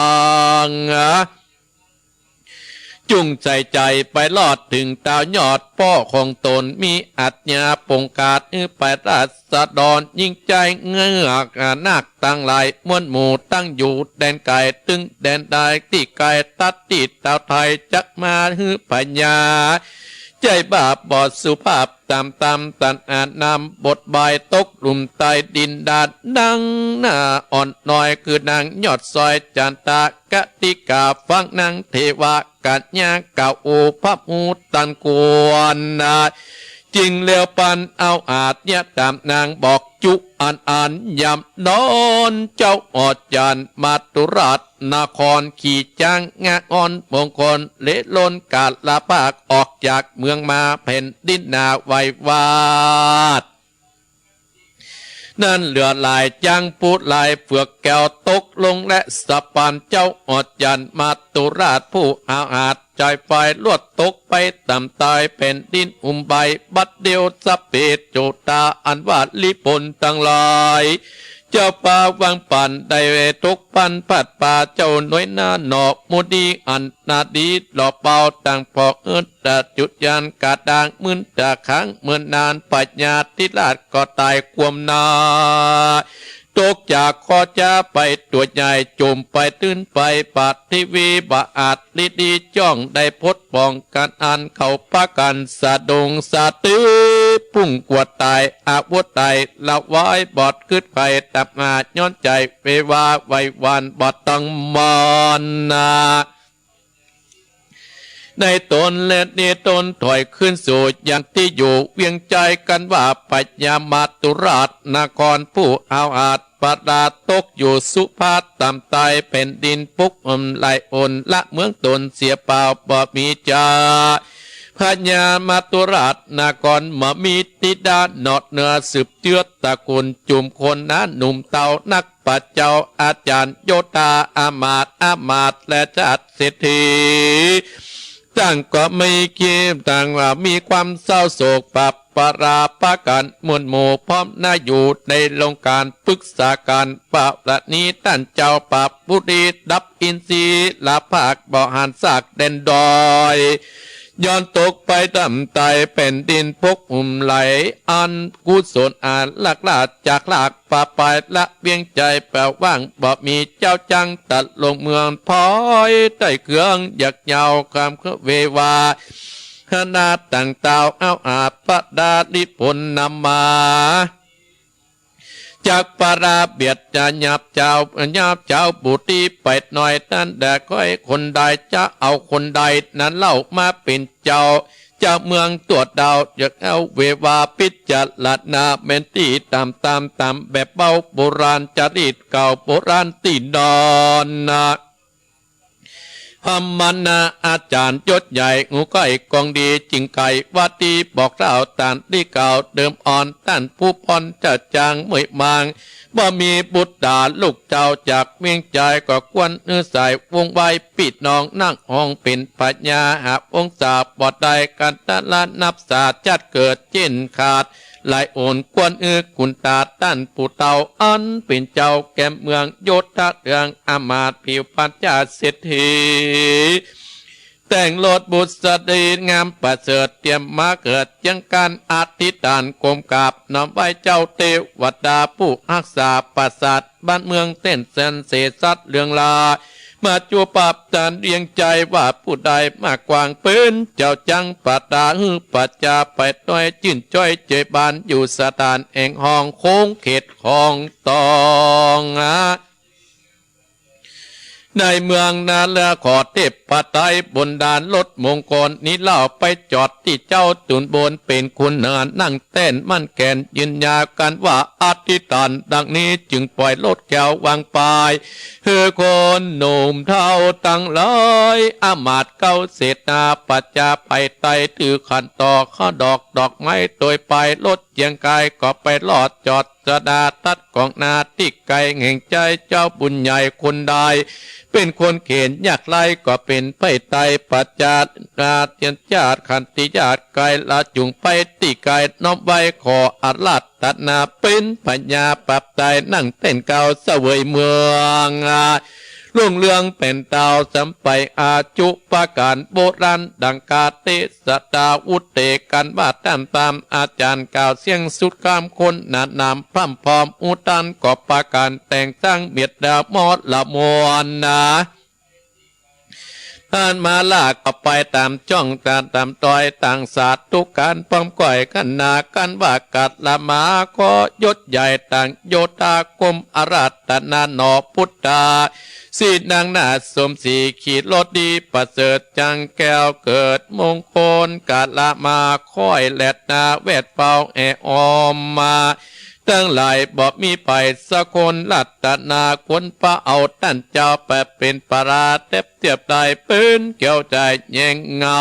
อย่าดูเบากำลามเขขนาบคนใดจักสำรันคำเจ้าอยู่เที่ยงเตาสวดสดีเจ้าเมืองนี้ใหญ่น้อยตั้งต่อต่อยจากการเป็นหลายอันหลายก็สืบต่อหลายประการก็มีงานเดชนานิติต่างกิญาสังวันนาพิเศษจากห้องเหตุสุพมมกขะมาเก้าห่างนั่งไก่ฟ้าเกาะบางคมสมเด็จเสด็จเอาระศรัทธาญาติโยมบรรดาพ่ออุยแม่อุยพ่อออกแม่ออกพี่น้องศรัทธาญาติโยมอาตมาภาพได้เต้จบไปแล้วเจ้าสุพมมกขะมาเก้าห่างนางไก่ฟ้าอนุโมทนาสมรเชตวันสมศรีใจบุญที่เข้ามาพอเนาะอนุโมทนาแม่คำผงอนุโมทนากยมมารีกัญญาน้ำเพื่อพระอนุโมทนากับโยมนวลสริหินเขียวอนุโมทนาสาธุเนอร์อนุโมทนากับโยมแวชายอยู่บนโดยปุยขายเพชรขายพลอยอยู่บนโดยปุยเนาะอนุโมทนากับโยมที่เป็นภาษาอังกฤษอ่านบ่ได้ศรัทธาญาติโยมก็อนุโมทนาสาธุเนอร์ศรัทธาญาติโยมธรรมาภาพก็ได้เทศน้ำเทศธรรมจบไปแล้วชื่อว่าสุพมมกขะมาเก้าห่างจบไป ทำพวกนี้จบตัดที่ด้านนั้นตั้นตลายเจ้าสุพรมโมกขะได้ขี่หงโยนมาจากเมืองในป่าปุ่นแล้วได้ไปเอานางไข่ฟ้าที่อยู่กับลูกเป็นลูกสาวพญาเจ้าเมืองในป่าปุ่นอยู่ด้วยกันเมินนานก็ได้ลาพ่อพญาออกจากเมืองนั้นมาพ่อพญาเจ้าเมืองซึ่งเป็นพ่อน้าของนางไข่ฟ้านั้นก็ได้แปลงหงโยนเป็นปันตัวเป็น100 ตัวปันตัวท่านทั้งหลายไต่ใจหมู่เสนาอมาตย์ได้แปลงหงโยนให้กับ2 คนผัวเมียนี่ได้ขี่มาเมืองมาตุระนครเพื่อเข้ามาพ่อหัวดูหัวกะโหลกป้อของเปิ้นที่เพื่อฝังไว้กลางให้กลางสวนว่ามีคนมาขี่ก่อเอกท่านทั้งหลายเจ้าสุพรมโมกขะกับมเหสีนางไข่ฟ้าพร้อมหมู่ทหารทั้งหลายได้ขี่หงโยนบินบนฟ้ามาท่านทั้งหลายไปพดไปเมืองมัทุละครบนพระพุทธเจ้าเมืองสะดุ้งเสด็จหมู่คนตั้งหลายหันสะดุ้งโอ้เครื่องบินกันโอ้พ่อกับบัจจ้อยเป็นหงท่านทั้งหลายเป็นหงบินบนอยู่บนฟ้าบางคนก็นึกว่าโอ้ยักษ์มาลงกินคนกับฝั่งโดดไปมอบพันฟ้องโดดเข้าประตูเบืองไปรายงานฮื้อพญาเจ้าเมืองต่างๆนาเจ้าสุพรมโมกขะกับมเหสีนางไข่ฟ้านั้นก็จักหงโยนปิกท่านทั้งหลายไปอยู่ที่ในป่าดงในที่กระท่อมที่สวนที่เคยอยู่ที่สมัยก่อนไปอยู่ที่หั่นแล้วก็ปากันสร้างบ้านสร้างเมืองที่หั่นท่านทั้งหลายหมู่ทหารทั้งหลายก็เลยไปบอกว่าประเด็นเนี่ยเจ้าสุพรมเนี่ยละอ่อนกำพร้าที่พระยาเจ้าเมืองจ้อยไปแต่ก่อนนั่นนะประเด็นปิกมาแล้วนะประเด็นนี้มาสร้างบ้านสร้างเมืองอยู่ปุ่นที่ในสวนปุ่นท้ายเมืองหาปุ่นพญาเจ้าเมืองมาตุรนครตั้งแต่ละโคตรว่าไอเด็กกำพร้าเนี่ยมายามกูแล้วเนี่ยแน่จ้อยหมู่ทหารว่าเอาเขายกทัพไปตีเมืองไปฆ่าไอเจ้าสุพรมละอ่อนกำพร้าให้ตายเนอะแล้วเอาเมียของมันเนี่ยมาให้ฆ่าเอามาเป็นมเหสีที่นี่โปรดโทษแต่ตั้งหลายเจ้าเมืองพญาตุรครนั้นสั่งหมู่ทหารตั้งลบไปเพื่อจะไปยกทัพไปตีเอาเมืองของเจ้าสุพรมที่ในป่าดงไผ่นั้นท่านทั้งหลายนางไข่ฟ้านั้นน่ะเมื่อหูข่าวว่าพญาเจ้าเมืองใจหมู่เสนาอามาตย์นั่นน่ะมาตั้งทัพจอดที่หั่นแล้วนางไข่ฟ้านางเทวกัญญาก็เรียกหาเมียที่อยู่ตะก่อนคือมีนางจันทกุติลูกพญามดงามและนางจันทวะภาคาลูกพญายักษ์และนางจันทกิตาลูกพญานาคมาช่วยกันบอกว่าประเดี๋ยวนี้นะสามีเฮาเนี่ย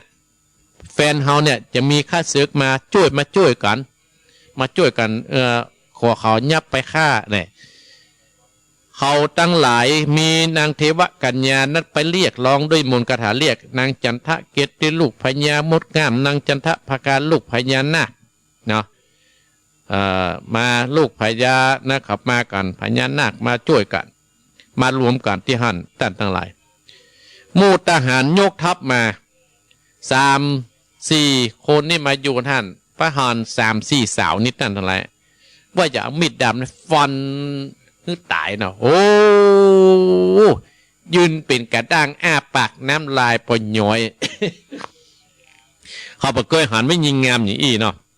โปดโทหมู่ทหารนั้นเงื้อพอน้ำลายปนย้อยอ้าปากกับงับน้ำปนย้อยจะไปฆ่าเพื่อมาได้ฆ่าสักกรรมท่านนะยืนกระด้างกับทั้งหมดอันนี้จักกล่าวถึงพญาเจ้าเมืองมาตุละนครกับฟังข่าวอยู่ว่าในเมืองว่าหมู่ทหารข้าเนี่ยไปลบ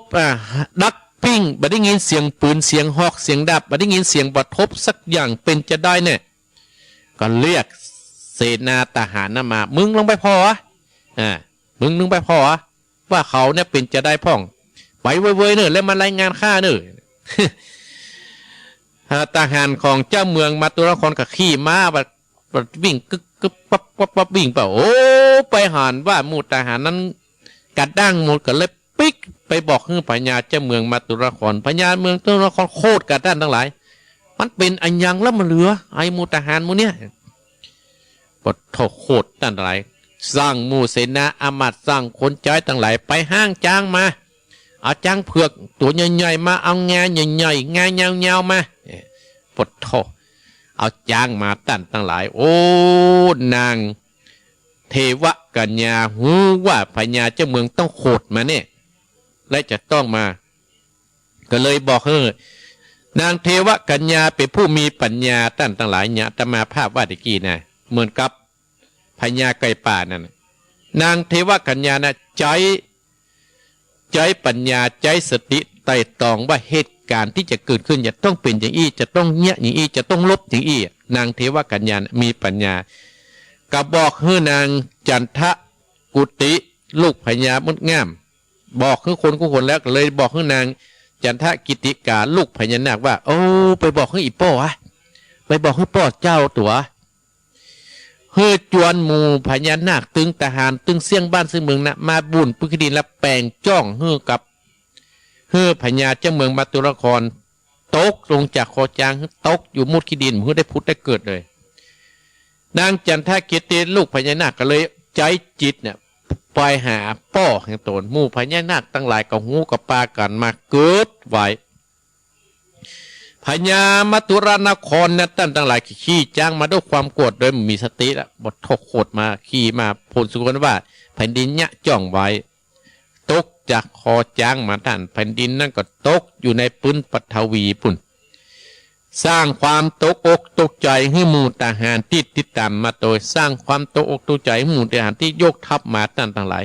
ก็ถอนทัพไปปิกไปในเมืองปุ่นตั้งหลายว่าประเด็นเนี่ยพญามัตุรครเฮาเนี่ยแต่ตายไปแล้วเสาะหาศพก็ตึงปะประเด็นมีตั้งได้หัวตกอยู่ในแผ่นดินทุ่มกบมันเรียบร้อยแล้วเนี่ยอู้กันห้องหมู่โหลาตั้งหลายห้องหมู่หมอดูห้องพั่มท่านตั้งหลายว่าเขาจะเงี้ยอย่างใดประเดี๋ยวเมืองเฮาเนี่ยมันมีพญาเจ้าเมืองมันมีหัวหน้าเขาจะอยู่กันอย่างใดประเดี๋ยวลูกพญาก็มีลูกสาวก็มีลูกบ่าวก็มีหลานก็มามีเขาเงี้ยอย่างใดตกลงกันใจโหราศาสตร์โบราณบอกว่าเขาก็ต้องสร้างรถม้าอันเป็นมงคลแล้วเขาเจิญเทวดาอันรักษาอย่างเมืองที่นี่เนี่ยเฮ้ยปล่อยรถม้าเนี่ยเพิ่นไปจอดที่ผายจะเป็นคนพานก็ดีจะเป็นคนตุกคนจนจะเป็นอันยังก็ดีเฮาถ้าเพิ่นมาเฮาไปจอดเฮาก็เจิญเพิ่นมาเป็นพญาเจ้าเป็นหัวหน้าเฮาต้องยอมรับนะตั้งหลายโหราศาสตร์หมอดูตั้งหลายพราหมณ์ตั้งหลายในเมืองมัตุรนครนั่นก็เจิญเทวดาตั้งหลายเจิญเทวบุตรเทวดา16จันทร์ฟ้า15จันดินจุมาอยู่ไปโดนอกโดนใจฮื้อมาเนี่ยฮื้อไปจอดฮื้อไปเสาะหาผู้ที่จะมาเป็นพญาเจ้าเมืองเน้อไอ้แกจะมาเป็นพญาเจ้าเมืองที่นี่เน้อเรียบร้อยรถม้านั่นก็แวดเมือง3 รอบนั่นหลายปทักกินาแล้วก็ฮื้อคนตั้งหลายในกรรมเขาโตยรถม้าไปรถม้านั่นก็วิ่งออกไปตั้งแต่ออกจากประตูเมืองแวดเรียบร้อยออกไปในกลางป่าปุ่นแล้วก็ไปจอดอยู่ที่อยู่ของเจ้าสุภมมกขกุมารตั้งหลายได้ไปจอดที่เจ้าสุภมกขนะหมู่ทหารตั้งหลายโอ้คนนี้เราเนี่ยที่จะเป็นพญาเจ้าเมืองเฮากับป้ากันเอาขานข้าตอกดอกไม้นั้นไปอัญเชิญอาราธนาเจ้าสุภมกขนะมาเป็นพญาเจ้าเมืองมัตุรนครเจ้าเมืองสุภมกขะนั้นเมื่อมาในเมืองแล้วก็ตกลงแล้วท่านตั้งหลายก็ยังบ่ได้สลองกันเตื้อทำเรื่องนี้จบตัดที่นี่ผูกท่วน14เนอจบตัดที่นี่เจ้ามา9 หางผูกท่วน14สุภมกขกุมารนางไข่ฟ้าจบตัดที่นี่ท่านตั้งหลายจบตัดที่นี่ว่าเมืองมัตุรนครเมื่อได้พญาเจ้าเมืองใหม่แล้วจะเป็นจะนายจะพัฒนาไปจะใดพร้อมมเหสีถึง4 คนนั้นมาอยู่ที่หั่นท่านทั้งหลายตั้งแต่นางเทวกัญญานางจันทกิติกาและนางจันทภาคานางจันทกุติได้มาอยู่ในเมืองฮั่นเปิ้นอารัธนามาอยู่เนืองมัตุรนครยังไม่ได้เสาหลองเตื้อถามเรื่องนี้ก็จบรัตตินีเนอสตาญาติโยมท่านเจ้าภาพทั้งหลายอาตมาภาพก็ขออนุโมทนากับท่านเจ้าภาพทุกขั้นทุกคนที่เป็นเจ้าภาพอันนี้อาตมาภาพเร็วก็จะได้ปอนฮือกับท่านเจ้าภาพเนาะเอาละสตาญาติโยมจบตัดที่นี่ขณะนี้เวลา5:35 นาที5:35 นาทีอาตมาภาพจะออกก่อน10 นาทีเนอะสถาญาติโยมเพราะว่าจะได้ไป เปิดวิหารนะเดี๋ยวเพราะว่าศรัทธาเพื่อจะมาทำบุญวันศีลวันนี้เนาะเดือน3 เพ็งไพ่มีที่ใครอู้ใครจากกับอัตมาภาพก็โทรมาเนอะแต่เจ้ากับคนโทรมาจัดหนักจัดหลายโทรมาที่0828857225โทรมาแล้วฮะ740ตัดทั้งหลายสายแรกจะเป็นอุบาสกว่าอุบาสิกาเนาะเจริญปอนครับกล่าวอาจารย์ครับผม อุบาสกป้อบุญธรรมกะครับครับผม บุญธรรมปงน้องเนาะครับ7 วันแล้วก็เอาสิ่งมาเอากันนี้ชั่วโมงแม่กะเนาะป้อบุญธรรมปงน้องเวียงปะเป้าครับติดตามท่านอยู่ตลอดเด้อครับอนุโมทนาสาธุนะปอนเนอครับผมบุญรักษาเนอครับจะเดินปอนสายที่2จะเดินปอน ไม่ใช่เจ้าท่านพระครูแม่เพนขาวเตี้ยจ้าชัดเจนดีเด้อท่านพระครูเด้อชัดเจนดินเนาะอย่างตลาดท่านพระครูดวงวิญญาณพระวันประตูจังหวัดชัดซ้ายเด้อยินดีเนอบุญรักษาด้วยเห็นเนอเจ้าจะเดินปอนจะเดินปอนปูนสายที่3เอาไว้สาเจ้าท่านพระครูแม่อุ้ยอินแม่อื่นเจ้าแม่อุ้ยอินฟังไหลติดแต่ในเจ้าแม่ไปไหนไปอยู่เวียงตัวละอ่อนเจ้าอยู่เวียงตัวละอ่อนเนาะเดี๋ยวนี้ก็เตรียมตัวจะไปวัดแล้วเจ้าบุญรักษาแม่อุ้ยอินเนอแต่ไว้สาเจ้าไม่ได้จะไปหาท่านพระครูได้หูเนาะเป็นยังเนอเอาเสียงไปก่อนจนละอ่อนตลอดจนของโควิดจะหมดไปท่าน0828857225เจริญปอนเนอเจริญปอนนี่อุ้ยอินเสมอเจ้ากลับไว้สาเจ้าท่านพระครูแม่ยังภาษาพินกันนะยะมันตรงซ่านอำเภอเมืองปานฟังอันคืนแดนดินล้านนานะเจ้าจะดังฟังชัดดีเนอว่าปอยว่าหัวกาไปจ๋าครูบาสังฆะบาอยู่แท่ดาฟังตื่นมาแต่เจ้าด้านเนอถังพระอาจารย์ตื่นมาฟังเสียงธรรมถังพระอาจารย์มาอูคนฟังจังไรมีใจจื่นสู้ขอคือกำจูอย่างละร่วมทำคำสอนขององค์ท่านพระได้หู้เหตุตนผลใบที่แม่โทรไปหาครั้งนี้โทรคือกำลังใจได้ฟังเมื่อใดกำม่วนใจนะเจ้ากราบไหว้สาได้ท่านพระครูขอบคุณนะแม่เนอเจ้าแล้วคือกำลังใจท่านเจ้าสาธุเจ้าเลินปอดแม่ใส่พินนักปราชญ์เป็นนักปราชญ์เหมือนกันเจริญปอดเจ้าอยู่ที่ไหนบาสิกาอยู่ห้วยน้ำขาวเจ้าพี่น้องห้วยน้ำขาวว่าจะได้วันนี้ชัดเจนดีก็ชัดเจนเลยเจ้าฟังกี่โมงฟังแต่ตี3นะเจ้าตี3มาแล้วนี่ไหว้พระสวดมนต์ก่อเจ้าบุญรักษาเนอเจ้าจะเลินกำลังใจนะเจ้าขอบคุณเนอเจ้าจะเลินปอนจะเลินปอน0828857225จะเลินปอนไม่ขาดเจ้าพระครูเจ้าอยู่ที่ไหนเรียงเป้านะเจ้าแม่นิดกันเนี่ยเจ้าแม่นิดปุ่งหนองนะแม่นิดเนาะฟังอยู่เนอฟังอยู่ลูกกี่โมงลูกตี 5แล้วเจ้าลูกตี 5ละได้ยินเริ่มตั้งแต่ไหนไหมต้องให้เป็นปืนสถานีตั้งแต่ตี 5บุญรักษาเนอแม่เนอเจ้าเป็นกำลังปอน0828857225ศรัทธาญาติโยมเนาะเจริญปอนเจริญปอนกราบไหว้เจ้าพระอาจารย์แม่ยังแม่ตู้เจ้าแม่ตู้แต่เจ้าตักผิดไปแล้วกับแม่ตู้เจ้าแม่ตู้อยู่เดือนนี้แม่ตู้อยู่ละปูนเห็นนะอยู่ละปูนบ้านยังมันอยู่ด้วยหลานเจ้าบ้านยังแม่บ้านยังก็บ้านฉันปูนลอยอีกนะบ้านสมมติมาแจ้ปูนกันแล้วเนี่ยไม่เคยแจ้ปูนไล่ถ่ายนี้รถไฟปุ่นเอามาเมือนแล้วกะมาได้6 เดือนแล้วเจ้า6 เดือนแล้วเจ้าชัดเจนดีเนาะเจ้ายังสิ้นปีเนี่ยเจ้าจะได้กิ่งบุญรักษาเนอเจ้ามาให้กำลังใจเนอเจริญปอนเมตุเจริญปอนมาอยู่ละปูน ว่าสาวน้องมาคู พ่อบุญมี ป้องก็แปดสักดินนี้ท่านเลย บุญมีเมืองกลางหนาวก็ โอ้หนาวท่านเจ้าจังหนาวเจ้านะ เอารักษาสุขภาพเนอะ ครับเป็นกำลังใจนั่นเรื่องของท่านเนอะ บุญรักษาปอดเนอะ ครับวันสา เจริญปอนโอ้หนานแน่นเจริญปอน จะมาแสท่านผู้เจ้า แม่ยาง เม่นไรเจ้า แม่ลอย ฟัง แม่ อยู่ ล เด้ อยแม่ อ ลอย เจ้า เวียงปะเป้า เจ้า บุญรักษาแม่เนอะ โคตรเด้อเจ้า บุญรักษาเจริญปอนมาเจริญปอน เจ้าว่าแต่เจ้าพระครู แม่ยาง ไม่เสียงพบเจ้า แม่แสนพรมแม่บ้านแสนพรมนี่ เจ้าฟังว่าตีสี่นั่นเนอะ อยู่ที่ไหนอยู่เวียงอยู่ไหน แล้วประเดี๋ยวนี้อยู่บ้านเฮาเนี่ยถ้า อยู่บ้านเฮา นี่ชัด เนาะ เจนไง บุ เจ้า ญรักษาเนอะ เจ้าสาธุท่านสาธุ เจริญปอนแสนพรมเจริญปอน เจ้าเจ้าท่านผู้อยู่แม่ทองมาจากเมื่อการนั่นอยู่ในสายทอง แม่ เจ้า สายทอง ฟัง98.5นี่ชัดเจนดีนะเจ้า ชัดเจนดีเนาะวันนี้ปนังได้สายทอง ก่อนนี้ไปทางใดวันผ้าวันนี้บ่ค่อยสบายแต่ โอ้ เมื่อวาน ขึ้นเอาบุญปิดที่ตั้ง นี่ว่าเจ้า บุญรักษาแม่เนอ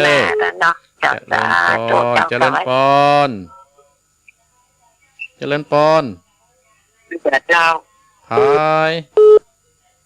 ไม่ทอง เม็ดทองลีได้ยินแล้วเนาะ เจ้า เม็ดทองลี ข่าวกับท่านพระครู เย็นอากาศเย็นวันนี้วันศีลแล้ววันนี้วันศีลแล้วฟังกี่โมงมา โอ้ลงวันนี้ลงมาปกติห้าไป โอ้ดี5ไปประเทศทำไปอย่าจบเลยเนี่ย โอ้ทำนี่ให้สาระดีเนาะ ดีละอนุโมทนาไม่ท้องนะ เจ้า เจริ ข ญ องบุญรักษาท่านพระครูเด้อ ขอบพระคุณอนุโมทนาสาธุเนอ เจ้า เจริญปอน0828857225 ครับวันสาครับ ท่านอบาสกอยู่ไหน โอ้เป้าครับ เวียงป้าป้อหยัง วินว่า ป้อวินแต่จะป้อชิดฮะป้อวินฟังแต่จ้ามาทุกคนเนาะ ครับที่ตามตลอดนะ ขอบคุณนะป้อวินเนอร์ ครับ เจริญปอน จะไปสาเจ้าท่านพระครูเจ้า อยู่ที่ไหน อยู่บ้านตะบงเวียงเจ้า ปะบงเมืองเวียงฝาง เจ้า ปะบงเวียง อยู่ ฝาง ใกล้ๆสถานีที่ของพระบาทอุดมเนี่ยเจ้า โอ้แม่อายุจะได้ 61เจ้า 61แม่ฟังตลอดกา เจ้าฟังตลอดเจ้า ฟังแล้วทำเมืองหูเรื่องนะแม่นอ เจ้าเรื่องเจ้า บุญรักษาแม่เนอ เจ้ากไว้สัก เจ เจ้า ริ สั ญ กคือ ปอ เจ้าน เอ้าแหมสายนะเจริญปอน นมัสการเจ้าจากเชียงใหม่เจ้า เชียงใหม่บ้านหยัง แม่บัวบุญสัก โอ้ หลวงเจ้า แม่บัวบุญ ห่านเปิ่นโทรกับตับจะไปวัดพอดีถึงบัดดันเปิ่นเนาะ แม่บัวบุญน่ะยินดีนะแม่เนอที่ปัก เจ้า อั หัน นั้น ท่านในมือถือแล้วเหรอเจ้า บุญรักษานะแม่เนอ สาธุเจ้า แม่บัวบุญมาแล้วเจริญปอนมาติ๊กเอามาว่ามาเจริญปอน รักษาเจ้า ท่านแม่บัวเขียว เจ้า แม่บัวเขียวหนาวก็ ที่สาธิตน้าบุโดยเล่นหนาวจะใช่หรอ ดอย พระครู เออ พระครูเนี่ยอายุ60แล้วเจ้ากัน ว่าจะฮะ พระครูอายุเท่าไหร่กูเดี๋ยวนี้ ข้าหัวอายุจะได้สัก10 ป่ายนี่กะ เขาเนี่ยถึง60แล้วนะเจ้า4 เดือนปะ 60โอ้แม่บัวเขียวจะได้ฮะ 60แล้วแค่หนึ่ง ดีละอนุโมทนาเนอบุญรักษาเนอจาเบิร์นปอนเจริญปอนถามอายุวะเจริญปอนเอ้าแม่ยังสาย ต้องฝ่ายด้วยเดนจ้ะ โอ้ต้องฝ่ายโดยแดนแม่ก็ต้องฝ่ายโดยแดนแม่ลืมไหมแม่พีนแม่พีน จ้ะไม่ใช่ อ๋อแม่สายพีนละอ่อนที่กันอยู่ต้องฝ่ายโดยแดนมากับเปิ้นกับมาเปียกครูที่ห้วยน้ำขาวนะวันนั้น อ๋อจ้ะ ลืมจื่อไปละวันนั้นมาในหมุนนี่ยินดีแม่สายพีนเนอร์ เจ้า เจริญ กำลัง พ ใจนะ รอ้อไม่สายหนึ่งเจริญพร นักพระเจ้าท่านพระครูเจ้า แม่หยัง แม่ตุ๋ยเจ้าห้างตาหมูสามพระเจ้า โอ้เม็ดตุ๋ย เจ้า ห้างตำห้างต เจ้าเจ้าห้างจอมเจ้า ำห้างตำเวียงบ่เป้าวะเนาะ อย่างฟังเจ้าทางบ้านแม่พาแทเจ้า อ๋อยินดีแม่ตุ๋ยเนอะ เจ้าทางประจำนะเจ้า อ้าวนุโมทนาสาธุจบแต่นี้แม่ตุ๋ยเนอะ จากวัด เจ สาเจ้า ริญพรเอ้าศรัทธาญาติโยมอาตมาภาพขอยุติในการโทรคนน้อยคนน้อยนะความจริงกับอย่างที่ศรัทธาญาติโยมจัดรายการร่วมกันนะเวลาก็ล่วงเลยไป ขอบคุณอนุโมทนาแม่พ่อบุญธรรมป่งหนองแม่เพนตาจางแม่วิอินสำเมิงแม่ใสพินลำปางห้วยน้ำขาวแม่นิดป่งหนอง แม่ตุเวียงป่าเป้า แม่ป้อนบุญมีเมืองกลางแม่ลายแม่ลายเวียงป่าเป้าอนุโมทนาโดยอันนี้ก็ห้วยการใส่ทองแม่ทองลีเวียงป่าเป้าเป้าวินป่าบงเวียงฝางแม่บัวบุญเจียงใหม่แม่บัวเขียวดอยห้วยสมปอยต้องฝายแม่ใส่พินและแม่ตุ้ยแม่ตุ๋ยเวียงป่าเป้าอนุโมทนาห้างตามเนอะขอบุญกุศลรักษาศรัทธาญาติโยมทุกท่านทุกคนเนอะไปวัดไปวาก็ให้โชคดีกันกูคนเนอะเอาละอาตมาภาพก็ขอนำรายการธรรมะยำเจ้ามรดกธรรมกำเมืองปีกจบลงที่อีก่อนเนอกขอบุญกุศลความจุอุดหนุนศรัทธาญาติโยมศรัทธาต้านจับภาพเฮียตีแม่คำปานจุมารีตลอดถึงแม่เพนข่าวเตี้ยนายอเนกชัยกวินแม่สุแก้วศรีอนุสรณ์แม่จันทาสิริลำปางปอดเจินแม่จันนวลกันทบุญตั้งอกตั้งใจอาปอนเนอร์แม่คำปานตั้งใจอาปอนเนอร์อาปอนเนอร์ตรวจน้ำณบัดนี้เนอร์ยะถาวะดิวหาปุลาปดิปุเรนติสาคารังเอวะเมวะอิโตตินังเปตานังอุปกัปปติอิจิตังปฏิตังตุมอังคีปะเมวะจมิจันตุสเปปุเรนตุสังกปาจันโตปนะตะโสยถาจยสิทธิทานังลาพังโสติพระขยังสุขังพนันโนจะโพคังอุติจยสวาสตะวันชนเจชีวสิทธิภาวันโตเตสปิติโยวิวัสสันตุสัพพะโรโควินาสันตุมาเตมตรายโยสุขีติขายุโกภวะอภิวาทนะสีริสะนิจังอุตราปัจจายโนจัตตารโรธรรมาวัตันเตอายุวันโนสุขังปะลา